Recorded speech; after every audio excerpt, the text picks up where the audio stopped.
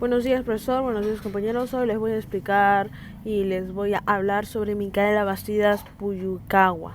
Fue prócer y mártir de la independencia peruana. Nació en Tamburco en 1745 y murió en Cusco el 18 de mayo de 1781. Hija de Manuel Bastidas, descendiente de africanos, y de Josefa Puyucagua, indígena. Por sus raíces tanto africanas como amerindias, era considerada o conocida por muchos como Samba, nombre que se daba en época colonial a las personas producto del mestizaje entre africanos e indígenas. El 25 de mayo de 1760, poco antes de cumplir 16 años, se casó con el joven mestizo descendiente de la nobleza indígena, José Gabriel Condorcanqui, en la iglesia de Nuestra Señora de la Purificación, en el pueblo de Surimana, lugar del curacasco de su marido. Condorcanqui era descendiente directo por línea materna del último inca Túpac Amaru I. En 1764 fue nombrado cacique de los territorios que le correspondían por herencia, Pampamarca, Tungazuca y Surimana, y fijaron su residencia en Tinta, localidad perteneciente a Cusco. Como próspero hacendado, se vio afectado como el resto de la población debido a las alzas fiscales y a la creación de aduanas internas. Como arriero recorría su territorio, viviendo de cerca las historias y desgracias de los trabajadores y sus duras condiciones. Durante un viaje a Lima, José Gabriel se informó sobre las nuevas ideas de la Ilustración y de los acontecimientos internacionales, así como de la independencia de los Estados Unidos.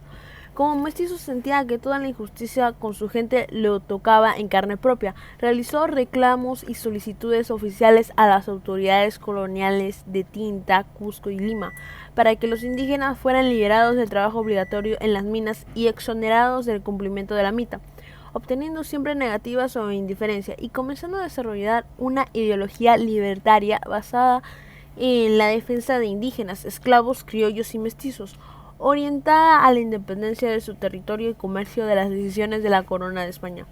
Micaela, en cambio, recibió en la infancia la educación elemental en letras y artes, que era usual en esa época para las mujeres. Su marido fue un maestro ideológico. Ella se concienció rápidamente de la compleja situación de su gente y se involucró con la causa. Lo apoyaba firmemente, defendiendo y divulgando los postulados que harían resurgir la conciencia del derecho de los labriegos a liberar su tierra y su existencia de la mano opresora. En 1780, agotados las vías del diálogo con los representantes de la corona española, José Gabriel Condorcanqui inicia un movimiento en contra de la dominación española. Es apoyado por curacas ligados a hacendados de Cusco. En ese entonces adopta el nombre de Túpac Amaru II, en honor de su antepasado, el último inca. El 4 de noviembre de 1780, Túpac Amaru II dio el primer grito de libertad y difundió una proclamada independentista, dando comienzo a la rebelión. El corregidor Antonio de Arriaga fue tomado prisionero y condenado a morir en el Caldazo. Los rebeldes instalaron su cuartel general en Tungazuca. Desde ese momento, Micaela se convirtió en la principal consejera de Túpac Amaru II. Participó en el juicio sumario contra Arriaga y asumió múltiples roles en el movimiento. Actuaba como dinamismo y persuasión, tal vez más concienciada incluso que su marido, ya que el papel de la mujer indígena era el más vilipendiado por los opresores. Las indígenas tenían prohibida la tenencia de armas de fuego.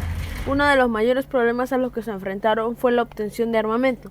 Micaela fue la encargada del aprovisionamiento de las tropas, lo que incluía conseguir y distribuir el dinero, alimentos, vestimentas y armas.